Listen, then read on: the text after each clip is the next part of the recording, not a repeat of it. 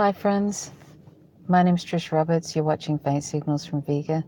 So I hope you've checked out my latest videos. I've done a couple in the last couple of days, so I hope that you check them out.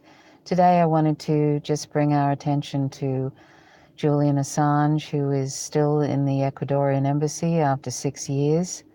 And he is there's an imminent expulsion happening soon, as Lenin Moreno, the leader of Ecuador, who is pretty much under the thumb of the United States. He's basically going along with the United States, which wants to have Julian Assange extradited to the US, and then they'll sort of do some kind of kangaroo court thing and throw away the key, possibly torture him. Even they could even decide to execute him under espionage, their bizarre espionage rules and stuff.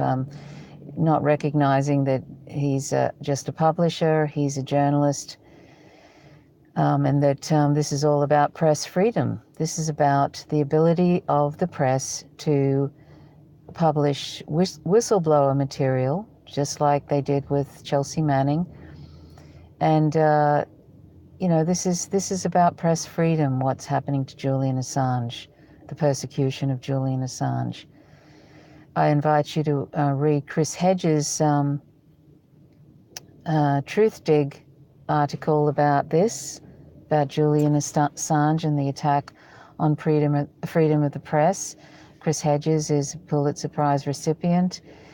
And John Pilger has also written a very good article about Julian Assange, and I'll leave both those links to those articles.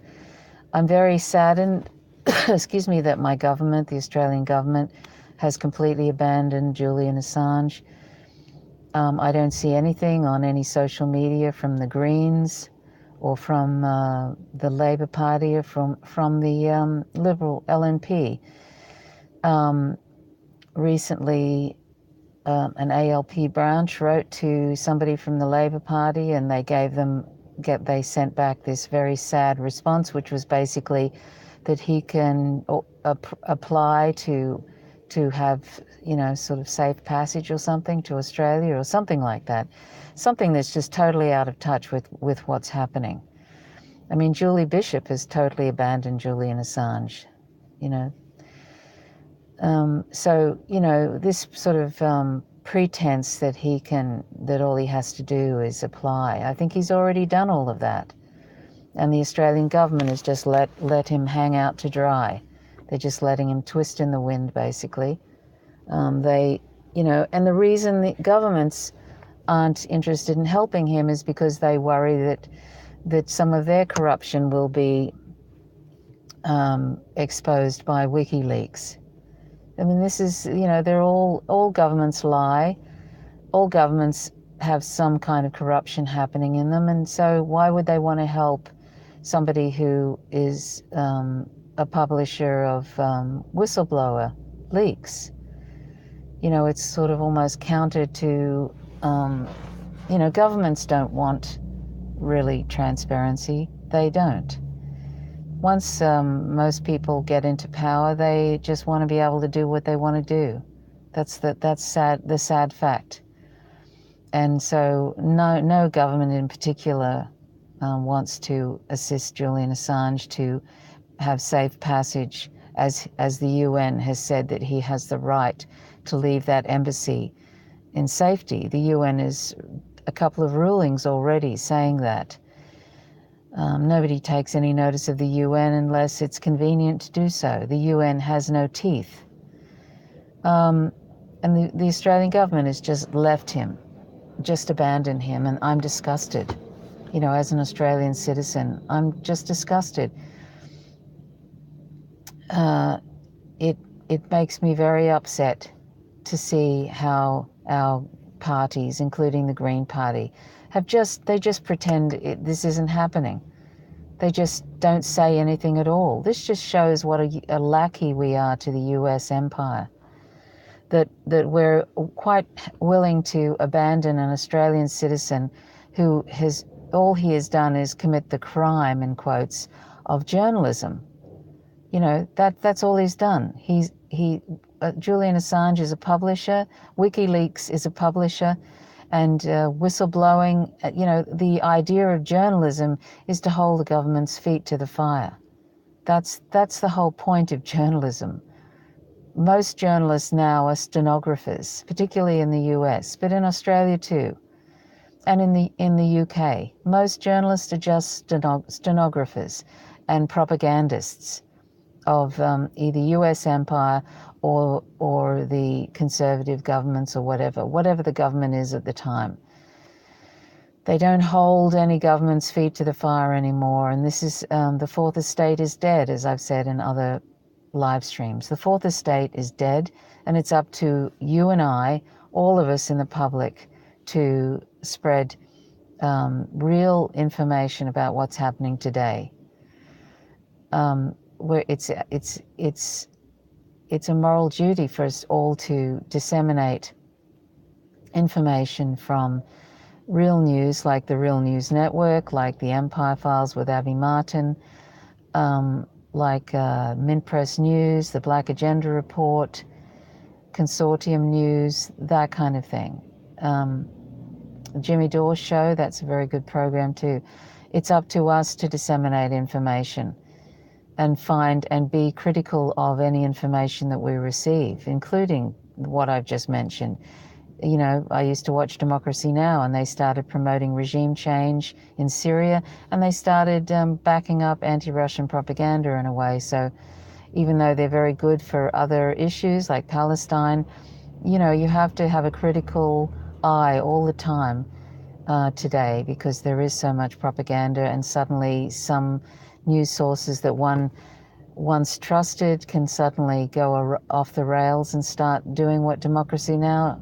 Has been doing. So anyway, you know, it's a sad state of affairs. I don't know, like you can join the, if you look at the hashtag Unity4J, and it's in the title of this live stream. Click on that hashtag and you'll find a lot of information about what's happening, what people are trying to do to support Julian Assange. I'm trying to support him by doing the occasional live stream and also posting articles and essays in support of press freedom. The ones that I mentioned, I try to do my best to disseminate real information, real journalism, not stenographer and propagandist stuff. And that's what we all should be doing. And that's a great way to support Julian Assange. And heaven forbid that he is extradited under this secret indictment that's been in place for a long time now, which is totally unjust. Heaven forbid that he is extradited to the US, because we'll never really see him again. I don't think he'll be as lucky, in quotes, as Chelsea Manning, who was pardoned by Obama. Because he's made too many enemies just by publishing whistleblower leaks. Excuse me. You know, that's his only crime, in quotes. And it doesn't matter whether you like Julian Assange or you don't like him. There are some people don't like his associations on Twitter with the alt-right. I must say I'm not fussed about that either, but I recognize that he has the right, the human right, to be able to live freely and walk freely and be safe. That's the first thing. And secondly, the press freedom. This is about press freedom. He's a publisher. WikiLeaks is a publisher, and nothing, as far as I'm aware, that they have published is false. You can't say that about pretty much any news source today. So, you know, they haven't published anything that's false, and that's why he's being attacked, ad hominem attacks and the like, because they can't really attack the information. And amazingly, the mainstream media, when there was the Podesta files were leaked during the campaign in 2016, they just completely ignored what were the contents of the Podesta emails, and then started this anti-Russian narrative that the Russians somehow had interfered with the elections, and it's been non-stop anti-Russian propaganda since then. So, I mean, it's a really sad state of affairs. I mean, look at Rachel Maddow. She's made a career out of this anti-Russian propaganda. All governments in some ways interfere with other governments. That's the nature of it. But this whole thing about Russia interfering with the 2016 elections, please.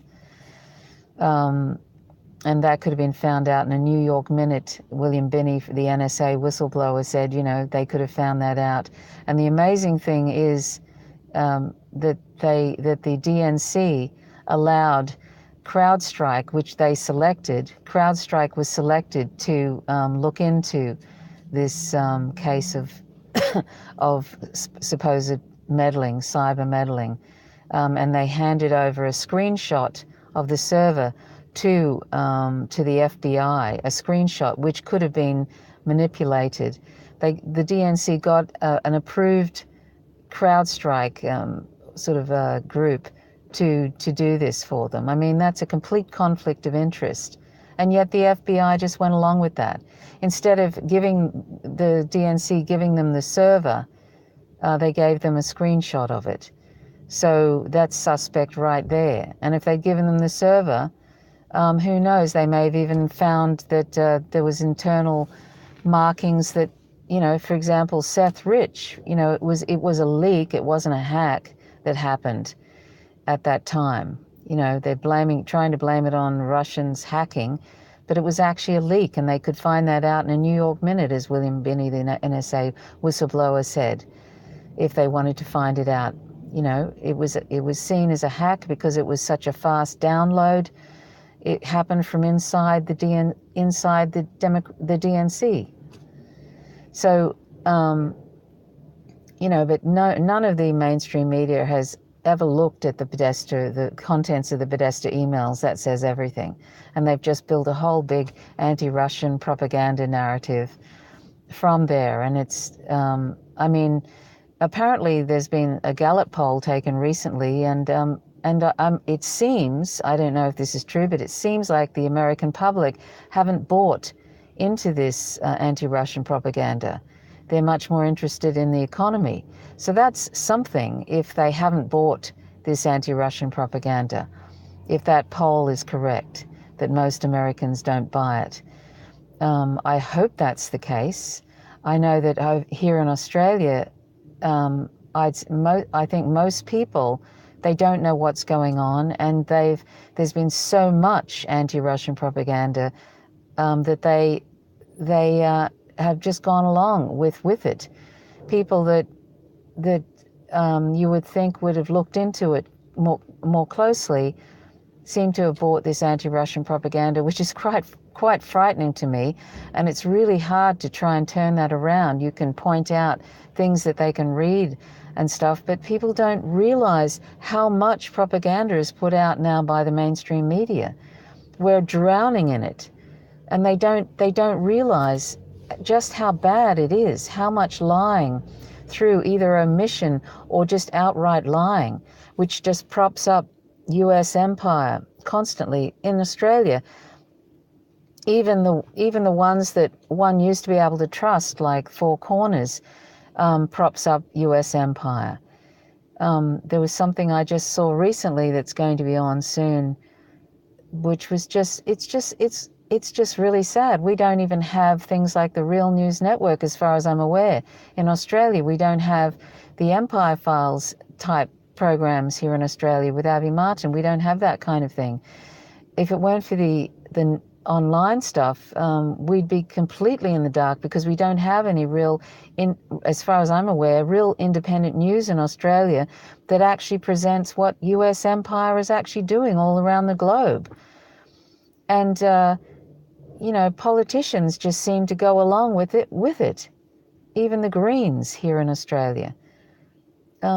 They just, and if they, at best, they're just quiet about it. They don't say anything. The only person that I see who I don't think they're a member of the Green Party anymore is Scott Ludlam. He seems to be the only one that sort of has a clue. I mean, Jesus Christ. It's fucking frightening. I'm sorry to swear, but it is. It's frightening how clueless, either clueless or how frightened politicians are over here in Australia to challenge the mainstream narrative, to also challenge the imperialist wars that Australia is just getting involved in, when there was no country attacking the United States.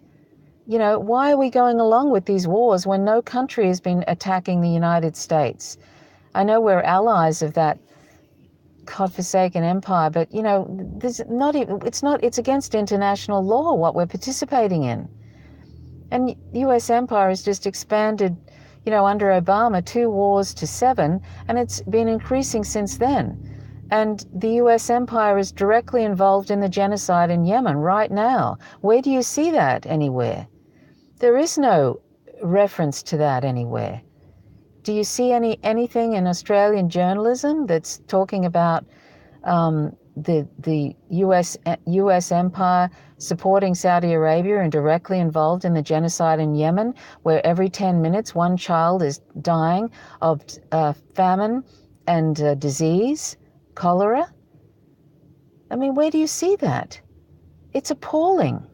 So we're drowning in propaganda either by omission or by complete distortion in Australia. And in the United States, fortunately, there are some independent news sources over there, but we don't have anything really over here that I'm aware of. And please in the comments section, let me know if that's the case, if there is any independent news that has any traction. I'm sure there are little tiny ones everywhere, like this little tiny one here, you know, but the actual something that has some traction.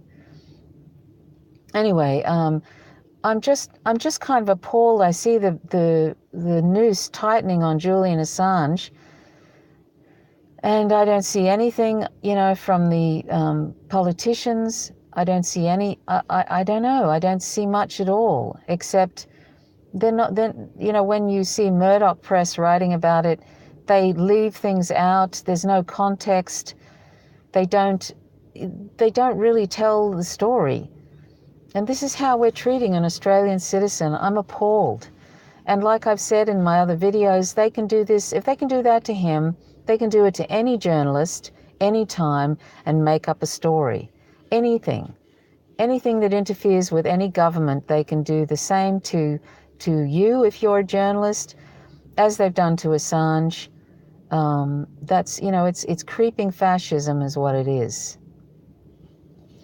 And they can also do anything to just any citizen, just abandon you. If you're inconvenient, it goes that way. It'll just keep creeping along.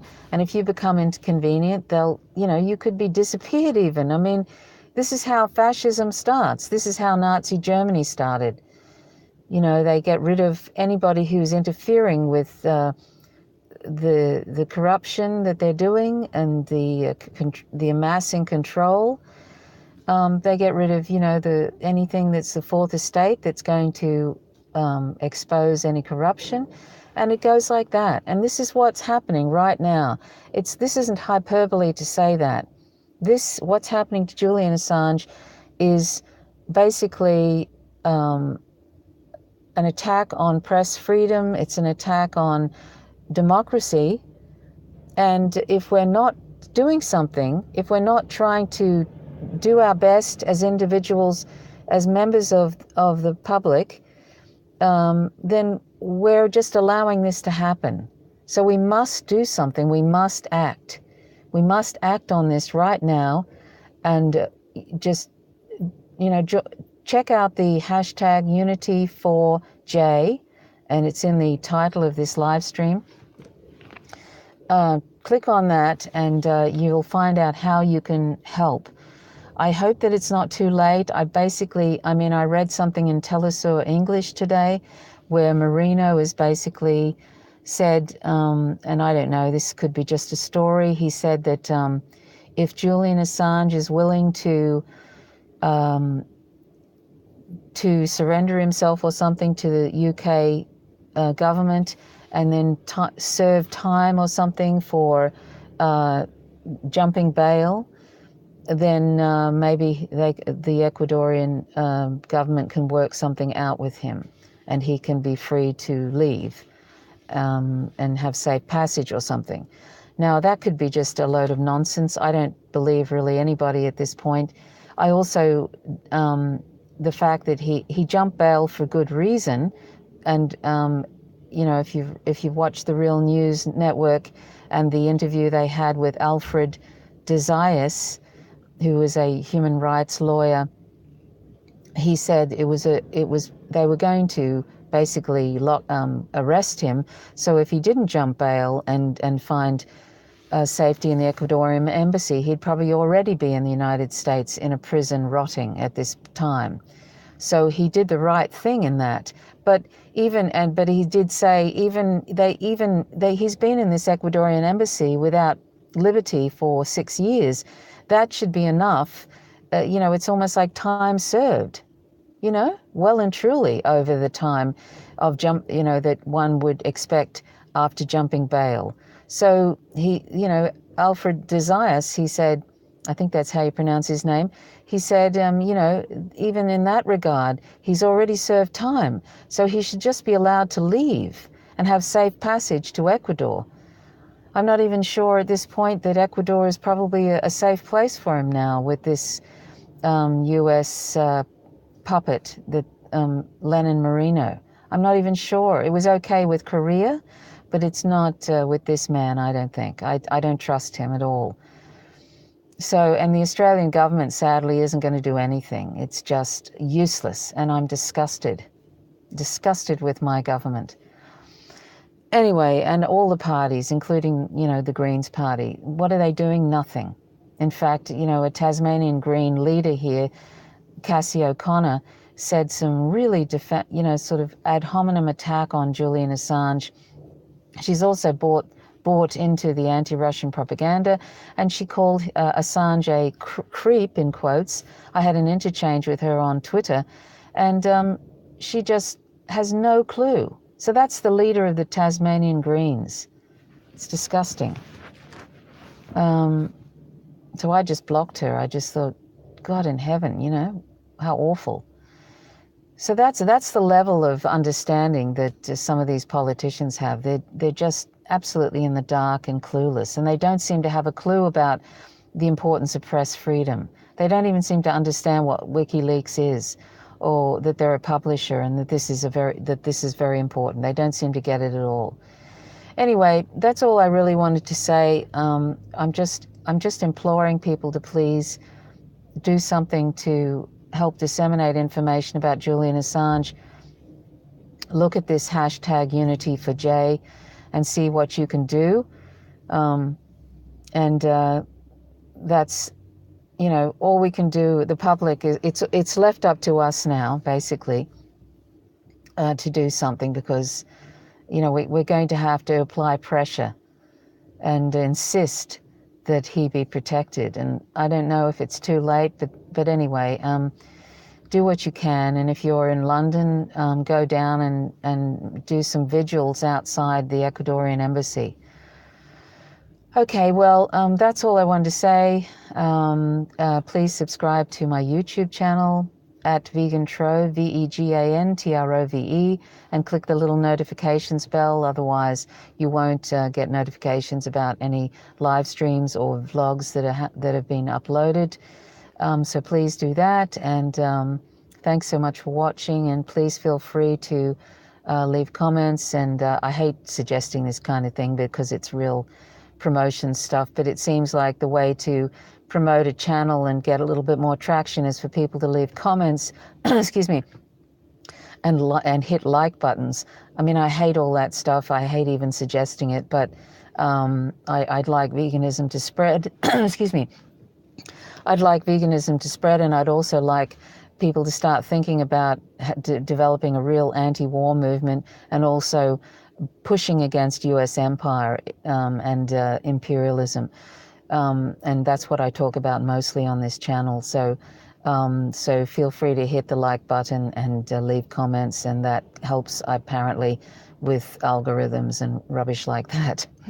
Okay, so anyway, my name's Trish Roberts. You're watching Faint Signals from Vega. Thanks for watching, and join me for the next one. Bye for now.